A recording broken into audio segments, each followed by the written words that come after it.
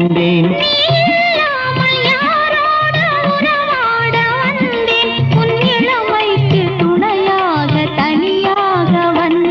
நான் மலரோடு தனியாக ஏன் இங்கு நின்றேன்? என் மகாராணி உன்னை காண ஓடோடி வந்தேன்.